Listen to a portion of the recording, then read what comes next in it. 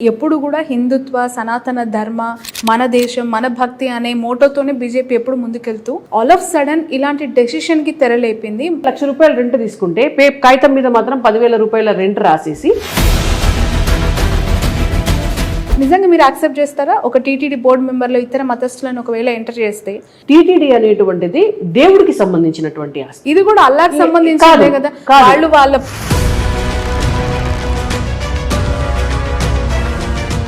వాళ్ళు ఈ భూములన్నీ అమ్మి యూటిలైజ్ చేసుకోవటానికి ప్రయత్నం చేస్తున్నారు అని చెప్పి చాలా మంది మాట్లాడుతున్నారు. పేద ముస్లింలకు దక్కాల్సినవన్నీ కూడా మీరు దోపిడీ చేస్తే చూసుకుంటూ ఊరుకుంటారా? తెలంగాణ బీజేపీ అధికారంలోకి వచ్చేది పోయింది సంజయ్ గారు లేకపోవడం వల్ల అంటున్నారు. కొన్నిసార్లు కొన్ని జరుగుతాయి. ఓడిపోవడానికి ఛాన్స్ లేదు, మేమే కొట్టబోతున్నాము హైదరాబాద్ గడ్డపై అంటారు కాషాయ జెండా. ఈసారి ముస్లిం ఓటు బ్యాంక్ కూడా మాకు వస్తుంది ఓల్డ్ సిటీలో. హాయ్, హలో, నమస్తే, welcome to Cube TV network. This is your Shravani journalist. చట్టసభలో 2 రోజుల పాటు కొనసాగిన వర్ఫ్ అమెండ్మెంట్ బిల్లుకి సంబంధించిన డెవలప్మెంట్స్ మనం చూసాము. రాష్ట్రాలకి కేంద్రం అవకాశం ఇవ్వబోతుందా? వర్క్ ఆస్తులు అమ్ముకునే దిశగా ఏర్పాట్లు చేయబోతుందా? అసలు ఇంత స్థాయిలో దేశవ్యాప్తంగా ఓట్ బ్యాంక్ కన్సల్టేషన్కి బీజేపీ ఎందుకు తెరదీసింది? అది కూడా ఈ సమయంలో 1 నేషన్ 1 ఎలక్షన్స్లో భాగంగానే ప్రతి చట్టాన్ని ఇలా సవరణ చేసుకుంటూ వెళ్తుందని విపక్షాలు ఒకవైపు దుయ్యబడుతున్నాయి. ఎంఐఎం ప్రతులను చెంచేసింది లోక్సభలో. అసలు ఎలా చూస్తోంది ఇంటర్నల్గా? వాళ్ళు ఓన్లీ హిందూ ఎజెండాగానే బీజేపీ వెళ్ళబోతుందో? ఇవన్నీ వివరాలు మాట్లాడదాం. ప్రస్తుతం నాతో పాటు ఉన్నారు బీజేపీ సీనియర్ స్పోక్స్ పర్సన్ రాణి రుద్రమ గారు. మనందరికీ తెలుసు, MLA, contested MLA from Sircilla. నమస్తే అండి, thank you so much for your valuable time. నమస్తే. సిరిసిల్ల నుంచి పోటీ చేసిన తర్వాత చాలా యాక్టివ్గా మీరు ప్రతి అంశం పైన మాట్లాడుతూ ఉంటారు, అనేక ఇష్యూస్లో మీరు పార్టిసిపేట్ చేస్తూ ఉంటారు. ఈ మధ్య కొంచెం మీడియాలో కనిపించడం తగ్గించారా, లేదంటే సిరిసిల్లలోనే ఎక్కువగా ఉండి అటు ఏమైనా గ్రౌండ్ రియాలిటీస్ కోసం వెళ్తూ వస్తూ ఉన్నారా? లేదు, అట్లా లేదు. మా అమ్మగారి ఆరోగ్యం బాగాలేకపోతుండే, సో తను లాస్ట్ మంత్ చనిపోయారు. సో ఈ 5-6 మంత్స్ అంతా కూడా ఎక్కువగా డిస్టర్బెన్సెస్ అమ్మతో స్పెండ్ చేయటము అట్లా ఉండేసరికి ఎక్కువ పార్టీ ఏమంటారు ఆఫీస్ రావటం కానీ లేదంటే ఈ కార్యక్రమాల్లో పాల్గొనడం కానీ కొంచెం తగ్గింది. అది ఎక్కువ లేదు. అంటే ఇప్పుడు మళ్ళీ యాక్టివ్ అయ్యారు, అట్లోకి వచ్చేసి ఫైర్ బ్రాండ్ మళ్ళీ కంబ్యాక్ అయ్యారా? రైట్. రాణి గారు, మీరు ఇష్యూస్ అని చూస్తున్నారు. గత 2-3 రోజులుగా కూడా లోక్సభలో చట్టసభల్లో జరిగిన వాతావరణం సీరియస్లీ అంటే Hindu versus Muslim kind of ఒక నేచర్. కాంగ్రెస్ అనుబంధ పార్టీలు, ఎంఐఎం దానికి మద్దతు ఇస్తున్న వాళ్ళ సంఖ్య వర్సెస్ బీజేపీ అన్నట్టుగా అక్కడ డెవలప్మెంట్స్ అన్నీ కూడా చూసాం. ఎందుకు బీజేపీకి ఇప్పుడే తక్షణమే వర్క్ బోర్డ్ అమెండ్మెంట్ని సవరణ చేయాలనిపించింది? ఎందుకు దాంట్లో కొత్త నియమాలు పెట్టాలి, రీస్కెడ్యూల్ చేయాలని నిర్ణయం తీసుకుంది? యాక్చువల్గా ఇది all of A sudden single day రోజు చేసింది కాదండి. వాస్తవంగా మీరు కూడా చూశారు, దాదాపుగా 1 సంవత్సర కాలం నుంచి వక్ఫ్ బిల్ ఏదైతే ఉందో దాంట్లో ఒక అమెండ్మెంట్ తీసుకురావాలి, దాంట్లో మార్పులు చేర్పులు చేసి పేద ముస్లింలకి లాభం జరిగే విధంగా ఆ బిల్లులో మార్పులు సవరణలు చేయాలి అనేటువంటి ఉద్దేశంతో మొత్తం యావత్ భారతదేశంలో కూడా సెంట్రల్లో ఒక కమిటీని వేయటం జరిగింది. అన్ని రాష్ట్రాలకి ఆ కమిటీ వెళ్ళటం జరిగింది. అందరి అభిప్రాయాలను తీసుకోవడం జరిగింది. అందులో అన్ని రాజకీయ పార్టీలు, అన్ని మత సంస్థలు, ఇండివిజువల్స్ కూడా, ఈవెన్ ఇండివిజువల్స్ కూడా వాళ్ళ ఒపీనియన్స్ చెప్పొచ్చు. అందరి అభిప్రాయాలను తీసుకొని అన్ని పరిగణలోకి తీసుకున్న తర్వాతనే బిల్లులో చేయవలసినటువంటి మార్పులు చేసి ఆ బిల్లును ఇంట్రడ్యూస్ చేసి 2 రోజుల పాటు చర్చకి అవకాశం ఇచ్చి, 1 రోజు లోక్సభలో, 2వ రోజు రాజ్యసభలో ఇచ్చి ఆ తర్వాత బిల్లుని అందరి ఆమోదంతో మెజారిటీ సభ్యుల ఓట్లతోటి మెజారిటీతోటి బిల్లుని ఆమోదించడం జరిగింది. ఇందులో భారతీయ జనతా పార్టీ ఉన్నప్పుడే అమెండ్మెంట్ ఏం జరగలేదు. గతంలో కాంగ్రెస్ పార్టీ ఉన్నప్పుడు కూడా అమెండ్మెంట్ జరిగింది. బట్ అది వాళ్ళకు అనుకూలంగా చేశారని మీరు ఆరోపిస్తోంది, మీ నాయకత్వం చెప్తోంది కదా. వాళ్ళు ఎంతసేపు కూడా కాంగ్రెస్ పార్టీ ఆలోచన ధోరణి మొదటి నుంచి కూడా ఏంటంటే ముస్లింలకి ఎవరైతే ప్రాతినిధ్యం వహిస్తున్నటువంటి పొలిటికల్ పార్టీస్ ఉన్నాయో ఆ పొలిటికల్ పార్టీస్కి లాభం జరగాలి, వాళ్ళ మద్దతుతో వీళ్ళు అధికారంలోకి రావాలి. ఇంతే వాళ్ళ ఎజెండా, సింగిల్ ఎజెండా. కానీ భారతీయ జనతా పార్టీ ఎజెండా అది కాదు. భారతీయ జనతా పార్టీ ఎజెండా ముస్లిం ప్రజలు ఎవరైతే ఉన్నారో వాళ్ళు కూడా భారతీయులే. మనం ఎట్లా పుట్టినామో భారతదేశంలో వాళ్ళు కూడా అట్లా పుట్టినారు. కాబట్టి వాళ్ళకి డెఫినెట్గా వాళ్ళకి రావాల్సినటువంటి హక్కులు ఏవైతే ఉన్నాయో ఈ వాళ్ళని అడ్డం పెట్టుకొని, అంటే ఆ ఓటు బ్యాంకుని అడ్డం పెట్టుకొని, ఇవాళ ఒక మతాన్ని అడ్డం పెట్టుకొని వాళ్ళని ఆ నిద్రావస్థలోనే ఉంచి వాళ్ళకి విద్యను దూరం చేస్తూ, వాళ్ళకి ఏమంటారు నాణ్యమైనటువంటి వైద్య ప్రమాణాలను దూరం చేస్తూ, వాళ్ళకి ఉపాధిని దూరం చేస్తున్నటువంటి రాజకీయ పార్టీలు ఏవైతే ఉన్నాయో వాళ్ళ నుంచి వీళ్ళకు రావాల్సినటువంటి, వీళ్ళకి అందవలసినటువంటి సౌకర్యాలన్నింటినీ కూడా అందించడం భారతీయ జనతా పార్టీ లక్ష్యం. ఇవాళ ఆ ప్రజలని కాపాడడం అనేటువంటిది భారతీయ జనతా పార్టీ ఉద్దేశం. త్రిపుల్ తలాక్ చూడండి మీరు, ఇవాళ భారతదేశానికి స్వతంత్రం వచ్చిన 74 సంవత్సరాలైనా కూడా త్రిపుల్ తలాక్ని రద్దు చేయాలనేటువంటి ఆలోచన కాంగ్రెస్ పార్టీకి ఎందుకు లేదండి? ఇవాళ మహిళలకి వాళ్ళ జీవితం మీద వాళ్ళకి హక్కు ఉండకూడదా? వాళ్ళు పెళ్లి చేసుకొని వాళ్ళ పిల్లలను కన్న తర్వాత ఒక్కసారి నోటెమ్మట తలాక్ తలాక్ తలాక్ అంటే విడాకులు తీసుకునేటటువంటి చట్టం అనేటువంటిది తప్పు చట్టం కదా అది. కాబట్టి అటువంటి దాన్ని రద్దు చేయడం ద్వారా ఇవాళ ముస్లిం మహిళలకు జీవన భద్రతను కల్పించింది కదా భారతీయ జనతా పార్టీ. ఏది కాదని చెప్పండి, దానివల్ల నష్టం ఉందా ఎక్కడన్నా?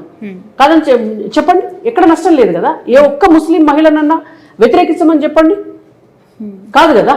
కాబట్టి ఇంకొకటి కూడా నేనేం చెప్పదలుచుకున్నాను, ఈవెన్ దో వక్ఫ్ బిల్ అమెండ్మెంట్ జరిగిన తర్వాత చాలా స్పష్టంగా ముస్లిం సోదరీమణులు వీధుల్లోకి వచ్చి ఇవాళ భారతీయ జనతా పార్టీకి సపోర్టివ్గా నిలిచినారు కదా. That is the greatness. నేను ఎందుకు చెప్తున్నాను అనంటే, ఏదైతే ఇప్పుడు కాంగ్రెస్ పార్టీ అధికారంలో ఉంది, ఉన్ననాడు సచార్ కమిటీ నివేదిక ఇచ్చింది. సచార్ కమిటీ నివేదికను కాంగ్రెస్ పార్టీ ఎందుకు పట్టించుకోలేదు అని మేము క్వశ్చన్ అడుగుతున్నాం ఇవాళ. యాక్చువల్లీ మీరు ముస్లింలలో ఉన్న బడుగు బలహీన వర్గాలు, నిరుపేదలు, వాళ్ళకి న్యాయం అంటున్నారు. ఆ న్యాయం అనేది మీకు అంత స్థాయిలో ఏ అంశాల్లో కనిపించింది? ఎందుకు అనంటే ఎప్పుడు కూడా హిందుత్వ, సనాతన ధర్మ, మన దేశం, మన భక్తి అనే మోటోతోనే బీజేపీ ఎప్పుడు ముందుకెళ్తూ ఆల్ ఆఫ్ సడన్ ఇలాంటి డెసిషన్కి తెరలేపింది. పైపెచ్చు మాకు ముస్లింల సపోర్ట్ ఉంది, నిరుపేదల సపోర్ట్ ఉంది ముస్లిం వర్గాల నుంచి అని అంటున్నారు.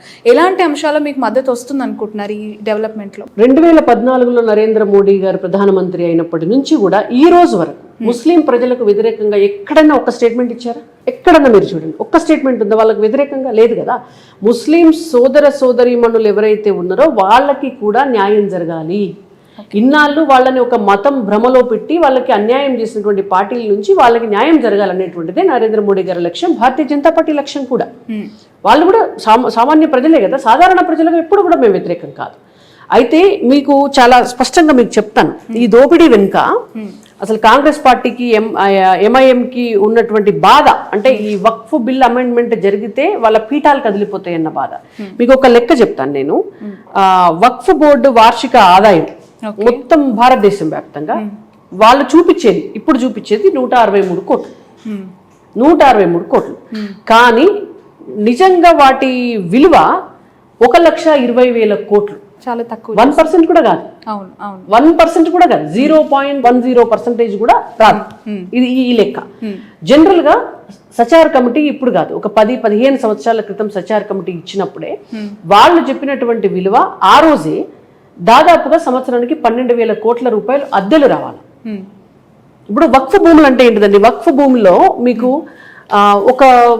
ఒక ప్రాపర్టీ ఉంటుంది, దాన్ని ఒక ఆఫీస్కి రెంట్కి ఇస్తారు. ఇంకొక ప్రాపర్టీ ఉంటుంది, దాన్ని ఎవరికైనా అగ్రికల్చర్కి లీజ్కి ఇవ్వచ్చు. ఇంకొక ప్రాపర్టీ ఉంటుంది, ఏదైనా ఒక హోటల్కి ఇస్తారు. ఇంకొక ప్రాపర్టీ ఉంటుంది, ఏదైనా స్కూల్కి ఇస్తారు, లేదంటే ఏదైనా ఆఫీస్కి ఇస్తారు, కాలేజ్కి ఇస్తారు, హాస్పిటల్ బిల్డింగ్కి ఇస్తారు. ఇవన్నీ rents. So many hotels are there. Rents, వీటి రెంట్స్ 123 కోట్లే వస్తాయా?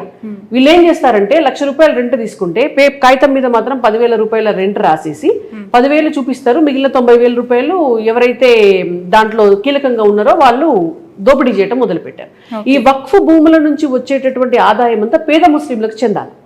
వాళ్ళకి స్కూల్స్ కట్టించడానికి, వాళ్ళకి హాస్పిటల్స్ కట్టించడానికి, వాళ్ళకి ఎంప్లాయ్మెంట్ కోసం స్కిల్ డెవలప్మెంట్ సెంటర్స్ పెట్టడానికి, మహిళలు ఎవరైతే ఉంటారో వాళ్ళకి ఆదాయ మార్గాలు చూపించడానికి, ఎవరైనా భర్త చనిపోయినటువంటి మహిళలు ఉంటే వాళ్ళకి ఎర్న్ చేసుకునేటువంటి ఆదాయం లేకపోతే వీళ్ళు వాళ్ళకి ఒక పెన్షన్ లాగానో ఏదో ఇవ్వడానికి. అంటే దేశంలో అనేక చట్టాలు ఉన్నాయి, అనేక అమెండ్మెంట్స్లో చేంజెస్ చేస్తూ ఉన్నారు, అనేక బోర్డులు ఉన్నాయి. ఇప్పుడు నేను ఎగ్జాంపుల్ చెప్పాలంటే మనకి చాలా పీఠాలు ఉన్నాయి.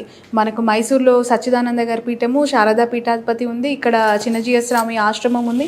ఇలా పీఠాల పేరుతోని, గురువుల పేరుతోని, సద్గురు ఆశ్రమాలు లాంటివి చాలా ఉన్నాయి.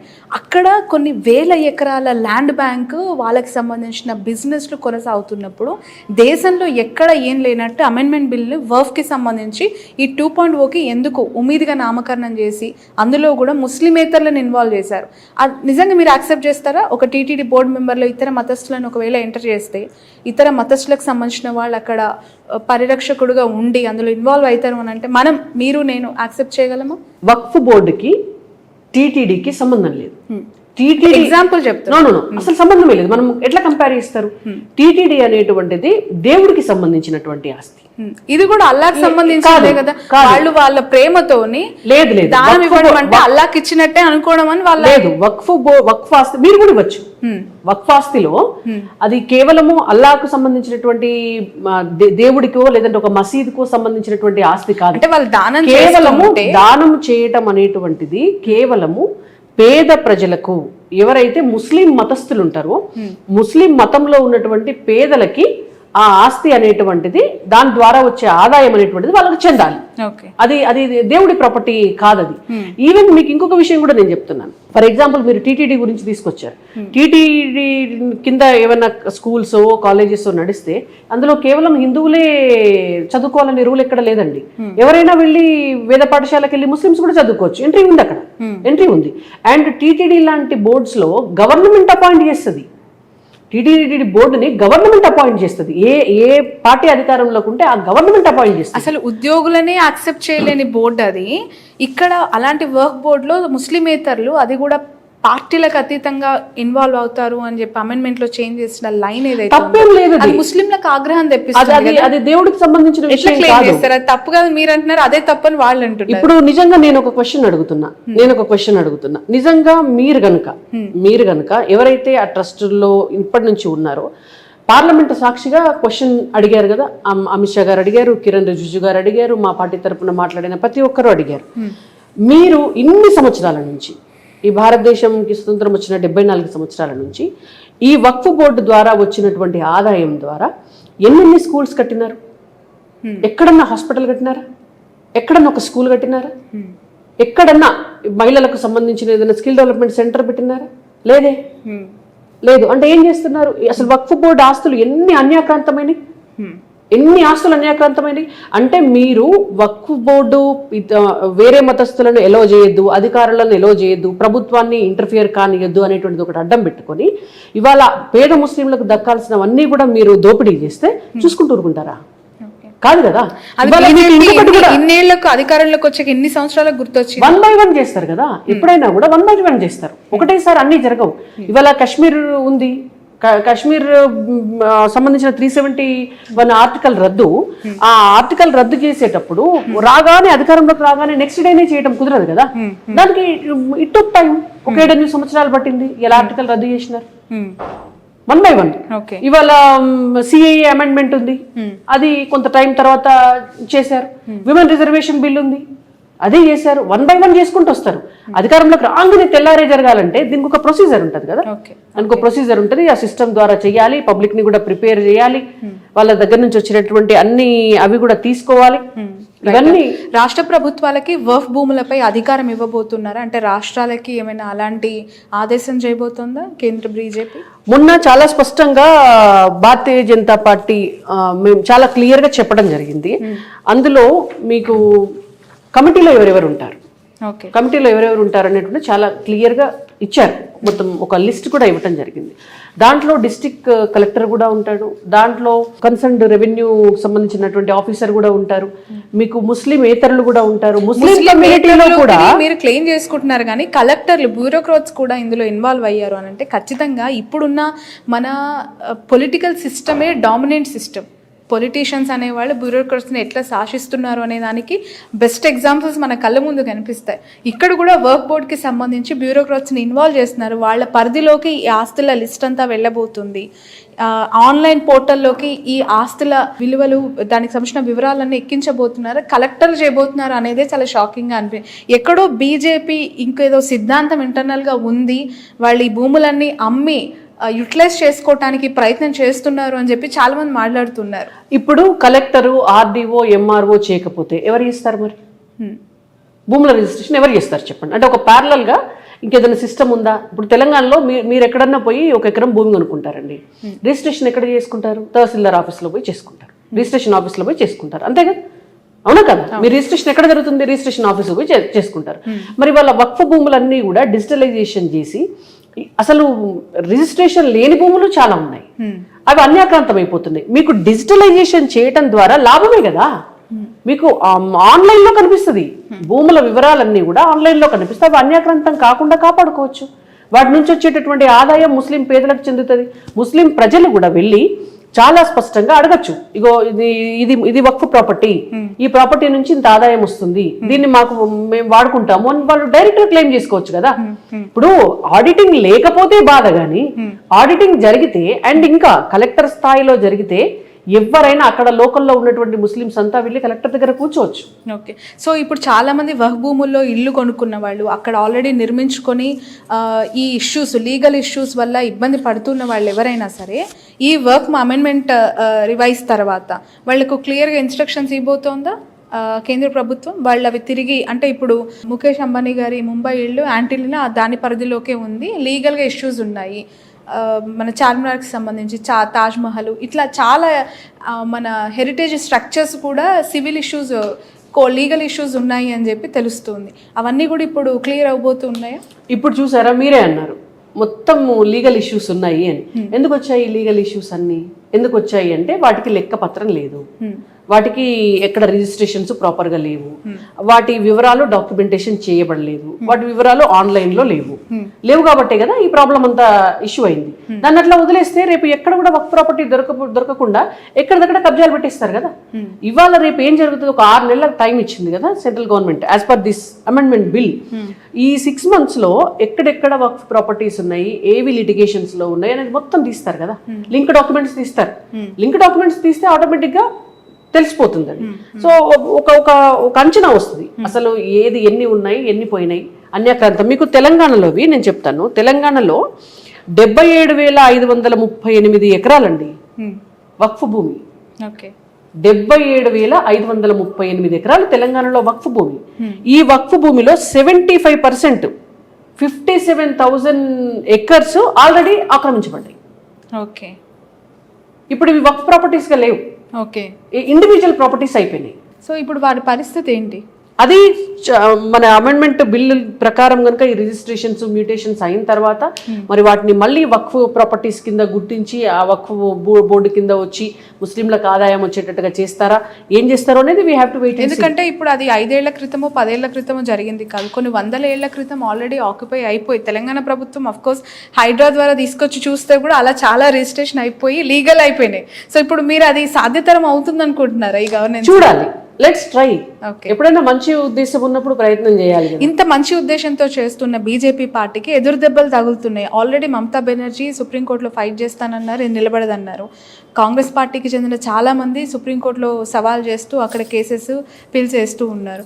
ఇంకొకటి, అధికారంలోకి మేము వచ్చిన తర్వాత దీన్ని మేము తిరిగి యథాస్థితికి తీసుకొచ్చుకుంటామని చెప్పి కూడా బీజేపీకి వాళ్ళు సవాల్ చేస్తున్నారు.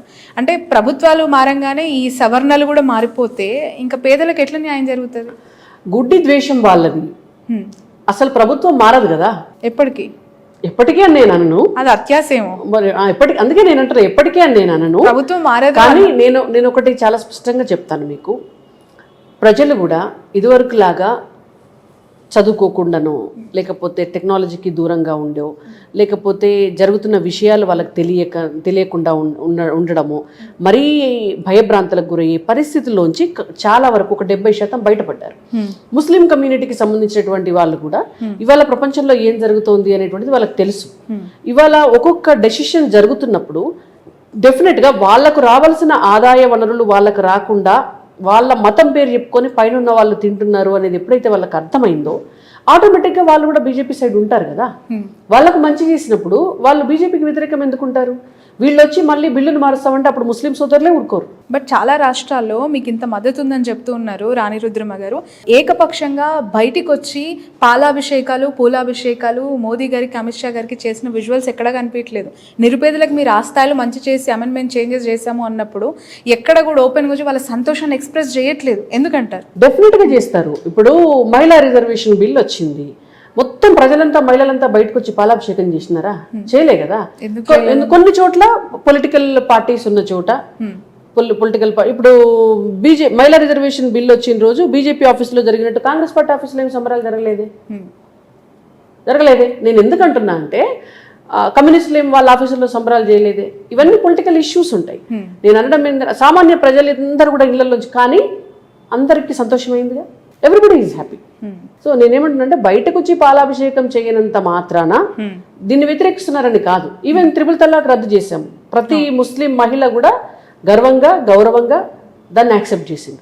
కానీ బయటకు వచ్చి పాలాభిషేకాలు చేయలేదు. ఈ మధ్య కాలంలో సోషల్ మీడియా డిజిటల్ మీడియా ఎలా స్టార్ట్ అయిందండి? సెల్ఫీ వీడియోలో పెట్టొచ్చు, సంతోషాన్ని ఎక్స్ప్రెస్ చేయొచ్చు, వాళ్ళ హ్యాపీ. అది వాళ్ళకుండే కుటుంబాల్లో ఉండేటటువంటి నియంత్రణ ఉండొచ్చు, వాళ్ళకి కొంత భయం ఏమైనా ఉండొచ్చు, డిపెండ్స్. ఎవరి భయం ఉండొచ్చు అనుకుంటున్నారు? అట్లా నేను అనను. అంటే అందరూ బయటకు వచ్చి ఒకే రీతిలో ఎక్స్ప్రెస్ చేయాలి అని మనం ఎక్స్పెక్ట్ చేయకూడదు.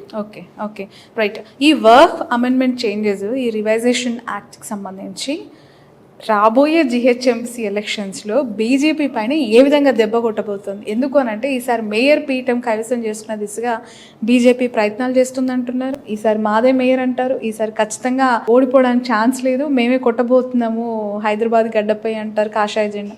ఎలా చూడాలి? డెఫినెట్గా ఈ బిల్లు వల్ల పేద ముస్లింలకి లాభం. ఈసారి ముస్లిం ఓట్ బ్యాంక్ కూడా మాకు వస్తుంది. ఎక్కడ? హైదరాబాద్ ఓల్డ్ సిటీలో వస్తుంది. ఓల్డ్ సిటీలోనే కదా ఎక్కువ ముస్లిం సోదరులు ఉన్నది, వాళ్ళే మా కోట్లేస్తారు. మీరు ఇన్ని చేంజెస్ చేసినప్పుడు మొన్న ఎంపీ ఎలక్షన్స్ లోనే మీకు వచ్చిన రిజల్ట్ కనిపిస్తోంది, మా ఓట్ బ్యాంక్ పెరిగింది కదా. మీరు ఒక విషయం గుర్తుపెట్టుకోండి. ఇప్పుడు సపోజ్ నాన్ ముస్లిం కాన్స్టిట్యున్సీస్ ఉన్నాయి, ముస్లిమేతర ముస్లింల జనాభా తక్కువ ఉన్న నియోజకవర్గాలు ఉన్నాయి. అక్కడ కూడా బీజేపీకి ఏ స్థాయిలో అయితే గ్రోత్ ఉందో మీకు ఓల్డ్ సిటీలో కూడా అదే స్థాయిలో గ్రోత్ ఉంది. మేము ఎక్కడ వెనకబడ్డాం? ఇప్పుడు ఓల్డ్ సిటీలో కనుక రాష్ట్రం అంతా మాకు ఇంప్రూవ్మెంట్ ఉండి మాకు ఓల్డ్ సిటీలో కనుక ఇంప్రూవ్మెంట్ లేదనుకోండి, మీరు ఆ మాట మాట్లాడాలి. కానీ మాకు రాష్ట్రం అంతా ఏ పర్సంటేజ్లో అయితే ఓటు బ్యాంక్ పెరిగిందో ఓల్డ్ సిటీలో కూడా అదే పర్సంటేజ్లో ఓటు బ్యాంక్ పెరిగింది కదా. ఈసారి ఎట్టి పరిస్థితుల్లో బీజేపీకి అవకాశం లేదు.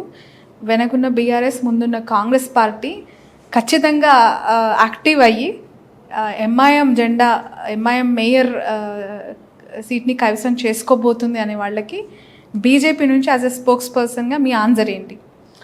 ఇప్పుడు వెనకున్న బీఆర్ఎస్, ముందున్న కాంగ్రెస్, ఇవి రెండు బూర్బుటాని దొంగలని వాళ్ళకి ముస్లింలకు కూడా అర్థమైంది.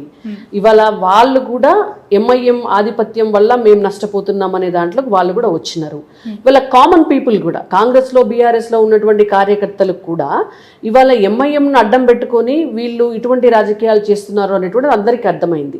సో భారతీయ జనతా పార్టీ వస్తే నరేంద్ర మోడీ గారి నాయకత్వంలో భారతదేశం జరుగుతున్నటువంటి అభివృద్ధిని వాళ్ళు చూస్తున్నారు.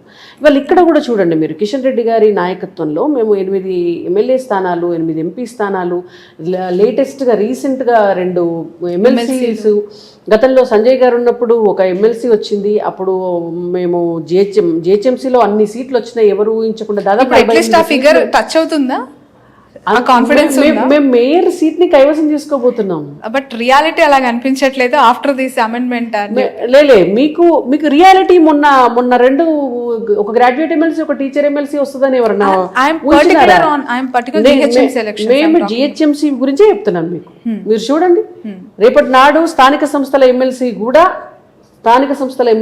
కూడా హైదరాబాద్ మేము గెలిచినా మీరు ఆశ్చర్యపోవాల్సిన అవసరం లేదు.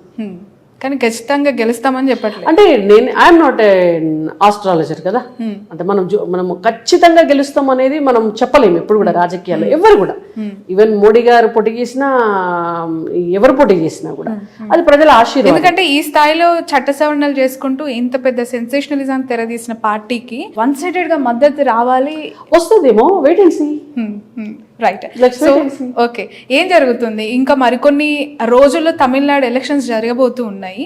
సౌత్లో బీజేపీ పాకవేయాలని ప్రయత్నాలు ఒకవైపు, అక్కడ అన్నమలై రిజైన్ని ఎలా చూడాలంటారు? చెప్పినారు కదా, వారు టర్మ్ అయిపోయింది కాబట్టి వారు రిజైన్ చేశారు. ఇప్పుడు భారతీయ జనతా పార్టీలో ఒక సిస్టమ్ ఉంటుంది, ఇది కుటుంబ పార్టీ కాదు. ఒక టర్మ్ ఒక 2 సంవత్సరాలు ఒకరికి అవకాశం ఇస్తారు, కాకపోతే ఒక 5 నెలలో 6 నెలలో అటు ఇటు ఉంటుంది. తర్వాత డెఫినెట్ గా ఇంకొక కొత్త అధ్యక్షులు రావాల్సిందే, ఎవరున్నా రావాల్సిందే, మారాల్సిందే. కాబట్టి డెఫినెట్ గా వారి టర్మ్ అయిపోయింది, వారు రిజైన్ చేశారు. బట్ సౌత్ తో కంపేర్ చేసినప్పుడు నార్త్ తో చాలా పొలిటికల్ అఫిలియేషన్స్, చాలా డిఫరెన్సియేషన్ ఉంటుంది పొలిటికల్ సిస్టంలో. సౌత్లో ఒక వ్యక్తిని చూసి ఒక లీడర్గా ఎమర్జ్ అయిన లీడర్కి మద్దతు తెలపటం, వాళ్ళని చూసి పార్టీని గెలిపించడం అనేది మనకి చరిత్ర చెప్తున్న సాక్ష్యం. ఇక్కడ అఫ్కోర్స్ రేవంత్ రెడ్డి గారు, అఫ్కోర్స్ కేసీఆర్ గారు, అఫ్కోర్స్ కాంగ్రెస్లో రాజశేఖర్ రెడ్డి గారు హయ్యాం, ఇలా మనం చూస్తూ వచ్చాం. మీకు తెలుసు మీ పార్టీ జాతీయ రాష్ట్ర అధ్యక్షుడిగా బండి సంజయ్ గారు ఎంత హైప్ క్రియేట్ చేశారు రాష్ట్రంలో. ఆయన ఉన్నప్పుడు పార్టీ ఎంత యాక్టివ్గా ఉంది అనేది కూడా మీరు చూసారు. ఈ రీసెంట్గా ఇప్పుడు ఎలక్షన్స్ ముందు అన్నమలై రిజైన్ అనేది అది నెగిటివ్ ఇంపాక్ట్ క్రియేట్ చేయదా సౌత్లో? అట్లా ఏముండదు, అవన్నీ అపోహలే ఉంటాయి తప్ప అట్లా ఏముండదు. వారి టర్మ్ అయిపోయింది, వారిని మారుస్తారు. ఇప్పుడు సంజయ్ గారిని మార్చారు, మారిస్తే వారిని తీసుకుపోయి సెంట్రల్ మినిస్టర్ చేశారు. దేశానికి వారి సేవలను ఉపయోగించుకుంటున్నారు, అంతే కదా.